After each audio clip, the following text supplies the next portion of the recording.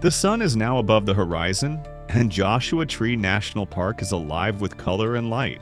The deep oranges and fiery reds of dawn soften into warm golden tones, spilling across the desert floor. The Joshua trees' once dark silhouettes now reveal their rough textures and spiky green crowns, each one unique like guardians of the desert, standing tall beneath the endless sky.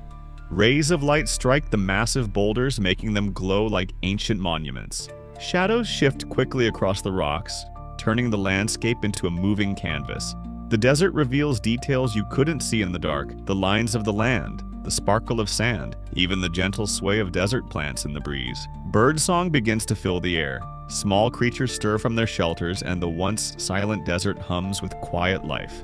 The world feels renewed, fresh, open, and full of possibility. This is the beauty of a JoshuaTree sunrise. It's more than just light on the horizon. It's the desert awakening, moment by moment. And if you stay long enough, you realize sunrise isn't just something you watch, it's something you feel.